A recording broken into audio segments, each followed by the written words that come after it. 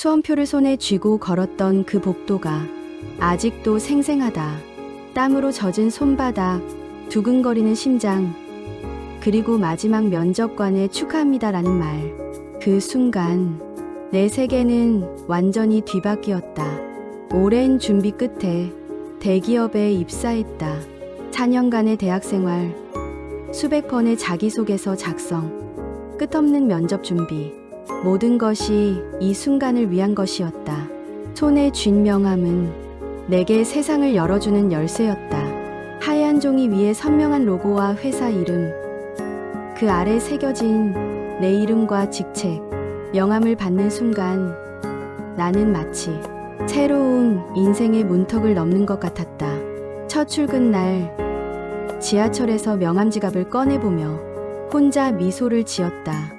부모님께서 자랑스럽다며 눈물을 글썽이던 모습이 떠올랐다. 우리 아들이 드디어. 어머니의 떨리는 목소리가 귓가에 맴돌았다. 친구들도 부러워했다. 카카오톡 단체방에서 쏟아지는 축하 메시지들을 보며 나는 세상을 얻은 기분이었다. 그것만으로도 사람들은 나를 존중했다. 동창회에서, 친척 모임에서, 우연히 만난 지인들과의 대화에서 명함을 건네는 순간 사람들의 표정이 확연히 달라지는 것을 느낄 수 있었다. 와, 정말 대단하다. 어떻게 들어갔어? 연봉이 얼마나 되는지 궁금하다. 질문들이 쏟아졌고 나는 겸손한 척하면서도 내심 우쭐해했다. 처음엔 뿌듯했다. 정말로 뿌듯했다. 새벽 6시에 일어나 만원 지하철에 몸을 맡기는 것도, 야근으로 집에 늦게 들어가는 것도 견딜만 했다. 왜냐하면 나에게는 명확한 정체성이 있었으니까. 나는 기업의 직원이었다. 그것만으로 충분했다. 동기들과의 경쟁도 치열했지만 즐거웠다. 누가 더 빨리 인정받을 것인가? 누가 더 중요한 프로젝트에 투입될 것인가? 나는 그 경쟁에서 뒤지지 않았다. 아니, 오히려 앞서갔다. 동기보다 빠른 승진이 그것을 증명했다. 대리에서 과장으로 내 명함의 직책란이 바뀔 때마다 가슴이 뛰었다. 높은 연봉도 따라왔다. 통장 잔고가 늘어갈 때마다, 부모님께 용돈을 드릴 수 있을 때마다, 예전에는 엄두도 못 냈던 브랜드 제품을 살 수 있을 때마다 나는 내가 성공하고 있다는 확신을 가졌다. 친구들이 요즘 잘 나간다며 부러워하는 눈빛도 내 자존감을 끌어올렸다. 사회적 인정도 뒤따랐다. 동창회에서는 자연스럽게 총무가 되었고 친척 모임에서는 어른들의 관심과 칭찬을 받았다. 이는 정말 출세했구나. 우리 집안의 자랑이야. 이런 말들을 들을 때마다 나는 내 선택이 옳았다는 생각에 더욱 확신을 가졌다. 겉보기에 나는 성공한 사람이었다. 남들이 부러워하는 직장, 안정적인 수입, 미래에 대한 확신, 모든 것이 완벽해 보였다. 나 자신도 그렇게 믿었다. 거울 속의 내 모습은 당당했고 양복을 입은 내 어깨는 곧게 펴져 있었다. 하지만 시간이 흐르자 무언가 이상하다는 느낌이 들기 시작했다. 처음에는 막연한 불안감이었다. 왜 이런 기분이 드는지 스스로도 이해할 수 없었다. 분명히 모든 것이 순조롭게 흘러가고 있는데 왜 마음 한편이 공허한 걸까? 그러던 중 깨달았다. 사람들의 시선은 내 얼굴이 아닌 명함 속 로고와 숫자에만 머물렀다는 것을. 누군가를 처음 만날 때면 어김없이 명함 교환이 먼저였다. 그리고 그 순간 상대방의 눈빛이 변했다. 호기심 어린 눈빛, 때로는 부러움, 때로는 존경. 하지만 그 모든 감정들이 나를 향한 것이 아니라는 걸 알 수 있었다. 아, 기업 다니시는군요. 이 말을 몇 번째 듣고 있는 걸까? 대화의 시작도 끝도 명함이었다. 내가 어떤 사람인지, 무엇을 좋아하는지, 어떤 꿈을 가지고 있는지에 대한 질문은 없었다. 오직 회사 이름, 직책, 연봉, 그리고 그와 관련된 이야기들 뿐이었다. 술자리에서도 마찬가지였다. 기업은 요즘 어떤가요? 거기서 일하면 정말 힘들죠. 앞으로 전망이 어때요? 질문들은 끝없이 이어졌지만 정작 나에 대한 질문은 하나도 없었다. 나는 점차 대화에서 소외감을 느끼기 시작했다. 더욱 견디기 힘든 것은 가족들과의 만남에서도 이런 현상이 반복된다는 것이었다. 명절 때 친척들이 모이면 나에 대한 이야기는 항상 회사 얘기로 시작해서 회사 얘기로 끝났다. 이는 대기업에 다니니까 안정적이겠다. 우리 때와는 다르게 요즘 젊은이들은 좋은 회사에 들어가기가 쉽지 않은데 나는 마치 하나의 성공 사례, 하나의 표본처럼 취급받는 기분이었다. 나는 점점 지쳐갔다. 처음에는 그런 관심과 부러움이 좋았다. 하지만 이제는 그 시선들이 무거웠다. 내 이름은 사라지고 명함이 나를 대신하는 삶. 나는 과연 누구인가? 회사를 떠나면 나에게는 무엇이 남을 것인가? 밤늦게 집에 돌아와 거울을 보면 그 속에 나는 낯설었다. 정장을 벗고 나면 과연 내가 누구인지 알 수 없었다. 명함 없는 나는 정말 아무것도 아닌 존재일까? 이런 생각들이 머릿속을 맴돌기 시작했다. 성공했다고 생각했던 내 인생이 어느새 명함이라는 작은 종이에 갇혀버린 건 아닐까? 그 안에서 나는 점점 작아지고 있었다. 그날 밤도 여느 때와 다르지 않았다.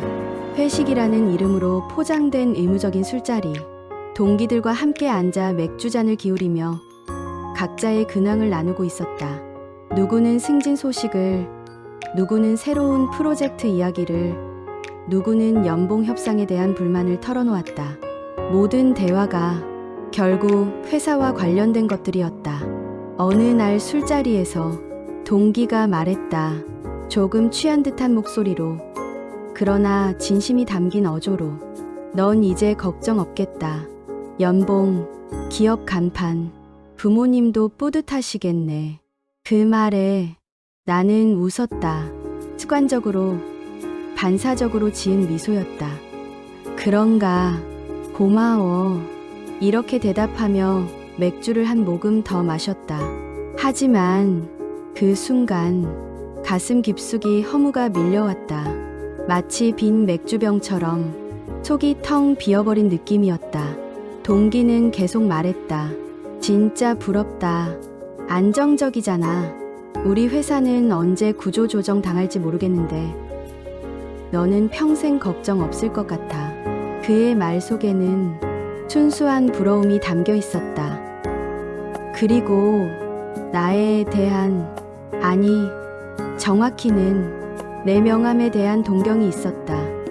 나는 그 순간 깨달았다. 그의 눈엔 내가 아닌 내 명함만 비치고 있었다는 것을. 내가 요즘 어떤 기분인지, 무엇을 고민하고 있는지, 어떤 꿈을 꾸고 있는지, 그런 것들은 전혀 궁금해하지 않았다. 오직 연봉과 회사 이름, 그 안정성에만 관심이 있을 뿐이었다.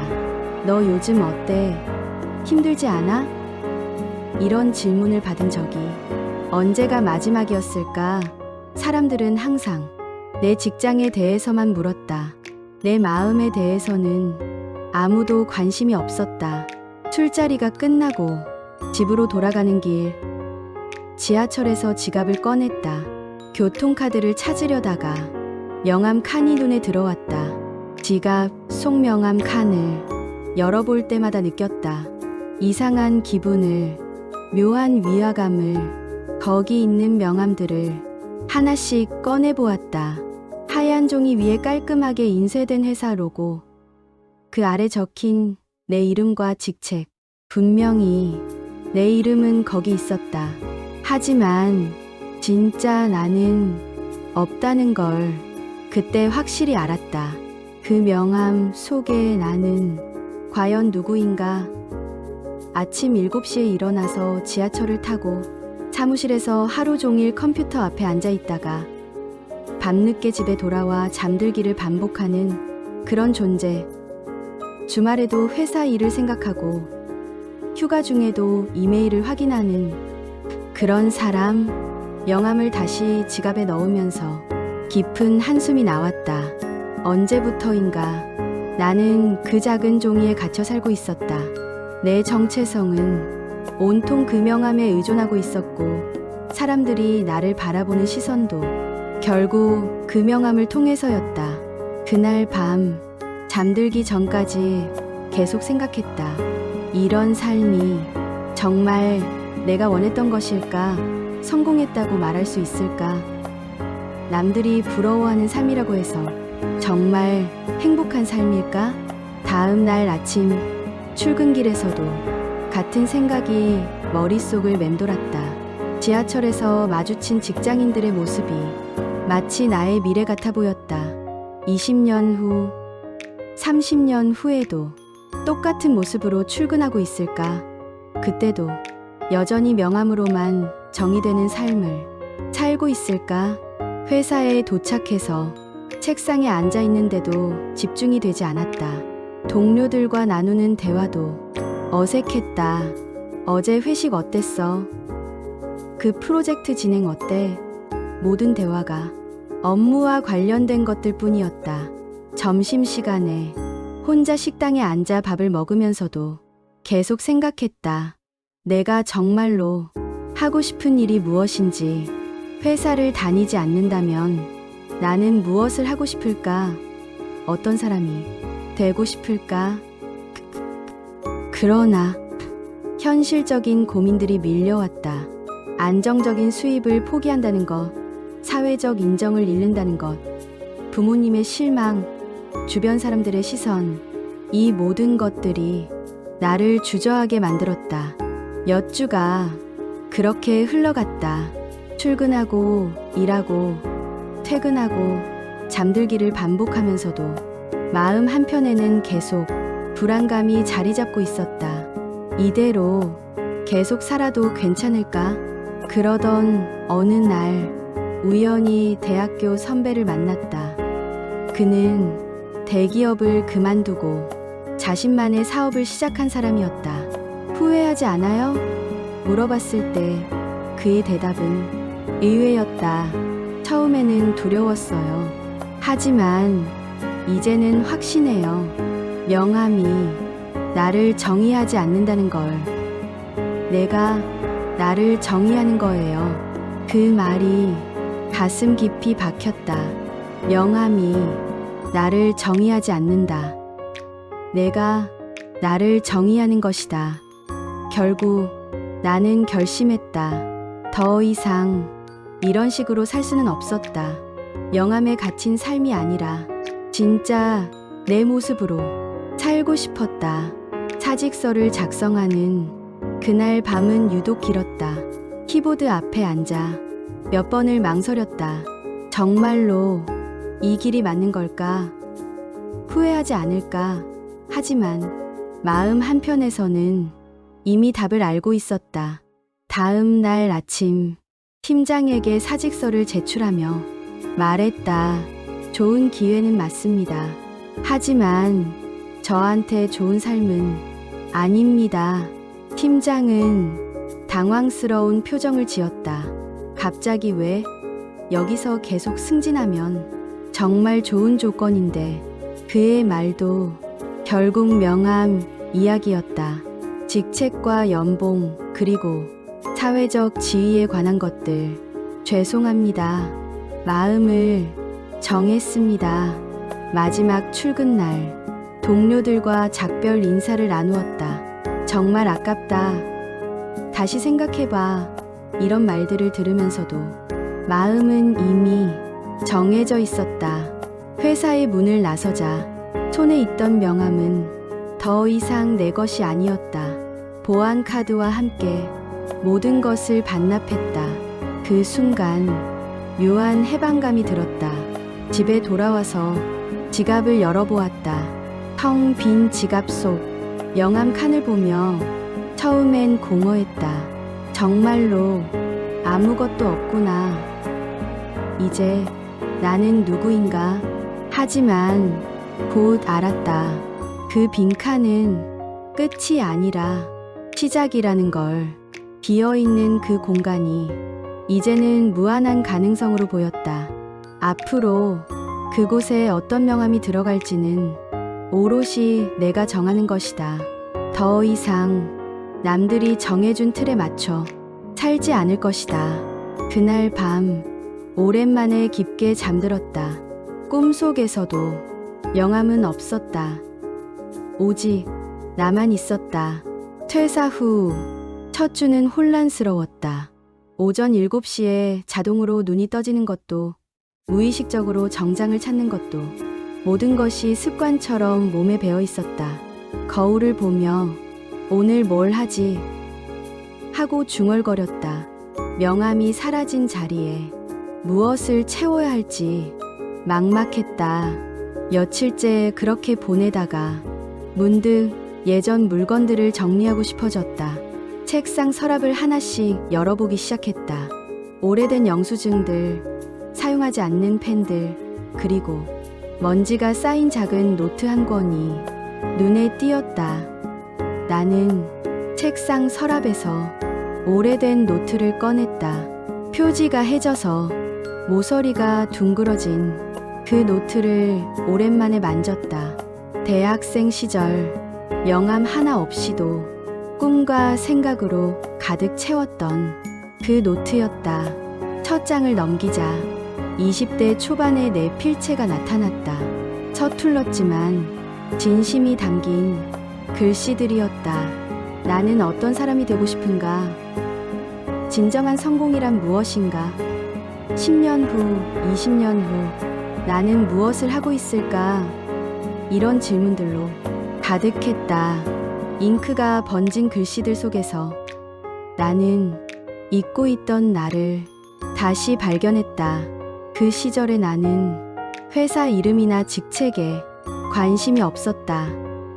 오직 내가 무엇을 좋아하는지, 어떤 일에 몰입할 수 있는지, 어떤 방식으로 세상에 기여하고 싶은지 그런 것들을 고민했다.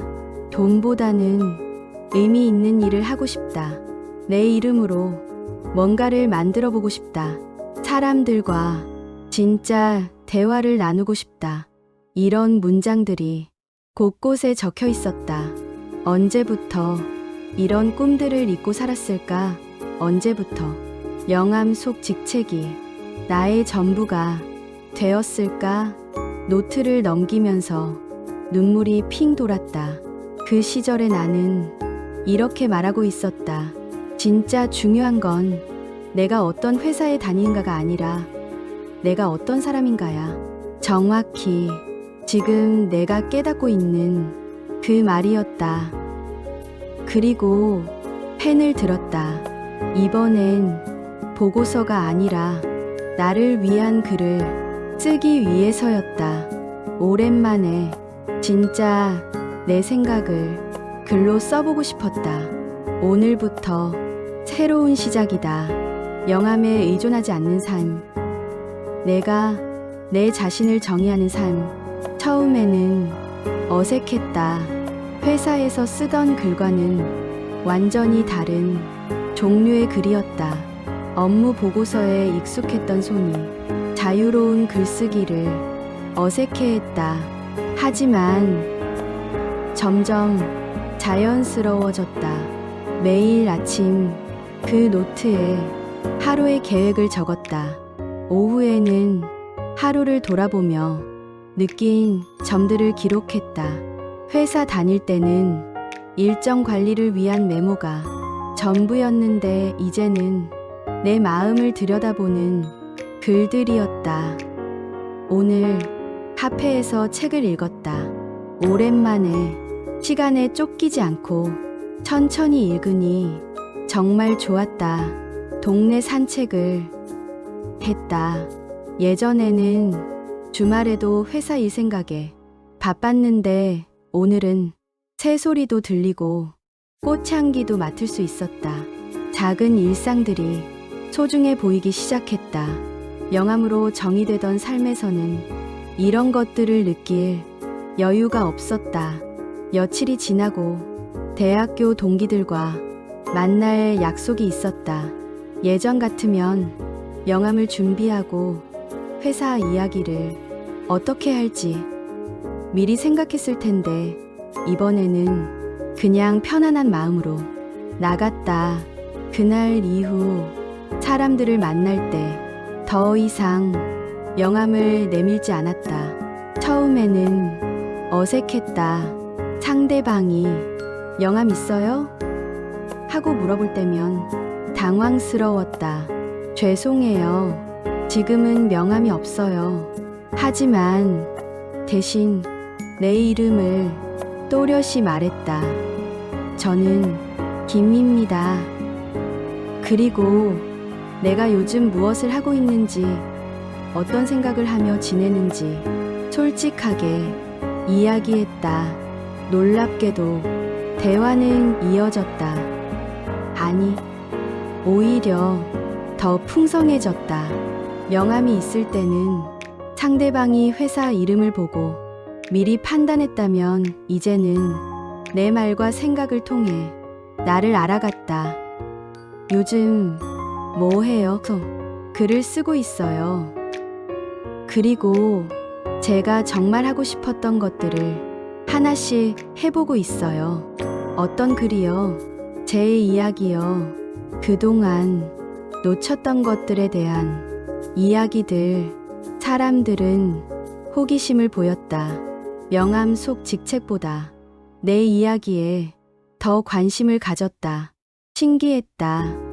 명함 없이도 내 목소리와 생각만으로 충분했다는 것이.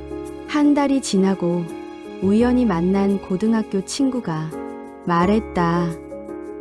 너 뭔가 달라졌다. 예전에는 항상 바빠 보였는데 지금은 여유로워 보여. 그래? 응. 그리고 말하는 것도 달라졌어. 예전에는 회사 얘기만 했는데 지금은 정말 내 이야기를 하는 것 같아. 그 말을 듣고 깨달았다.